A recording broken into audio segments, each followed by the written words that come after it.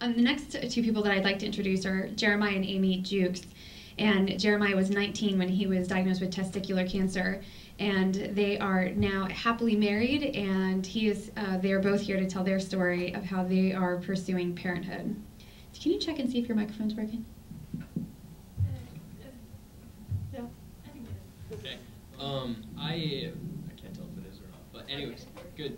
So, yeah, I'm Jeremiah Jewkes. I come from a family of 11 kids, so I was kind of bred with thinking I'd have a ton of babies, and so was Amy. She comes from a family of 6 kids as well, so our goal is to have many children, but that's certainly seen some hindrance now. But I was actually 18 at Brigham Young University, and I was diagnosed with cancer and had surgery on my birthday, an orchiectomy on my birthday, in 2005 when I turned 19. So it was I was pretty young. I think I was just crossing the pediatric cancer border and kind of on both sides of the fence there. But I went through 3 months of radiation following that, and was declared cancer-free on August 16th, 2005.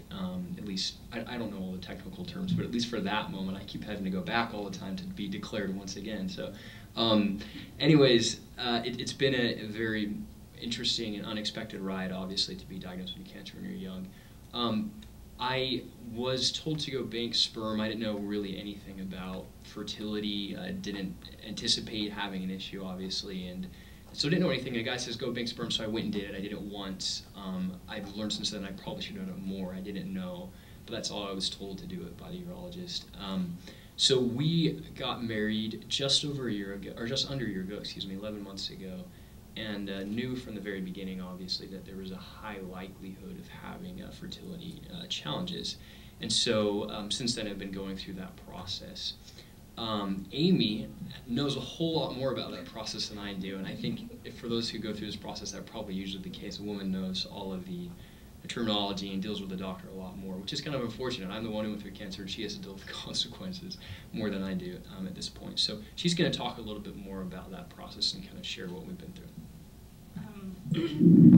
So yeah, I dealt a lot more, obviously, with the doctors, and also a lot more because I'm actually still finishing my nursing degree at Brigham Young University, and so the last 4 months, last semester, we spent apart. He was down here working, I was living up there, and going through this IVF process.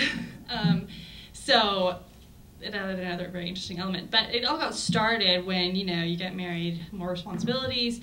We had to take over the payments for his sperm storage at the University of Utah. And so we're like, well, let's even see if we need to pay this bill because it was expensive.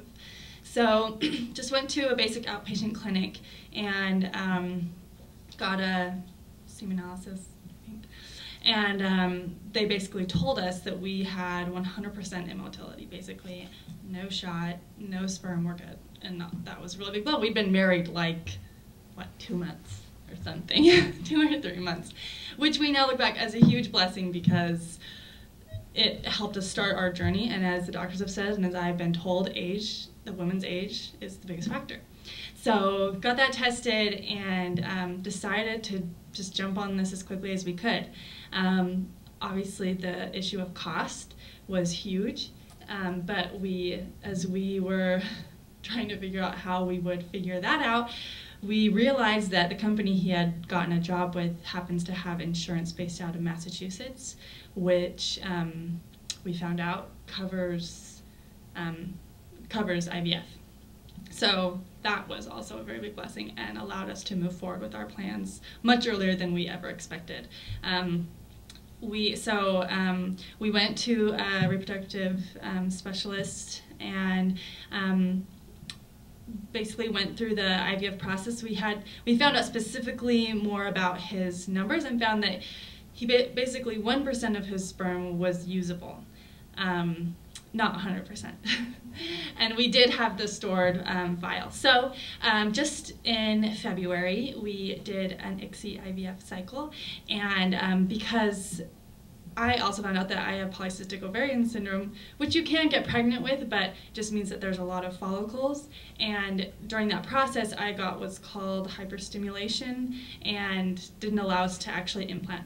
So right now we have 6 embryos stored, and will, in the next few months, hopefully be able to implant them and see where that goes. So.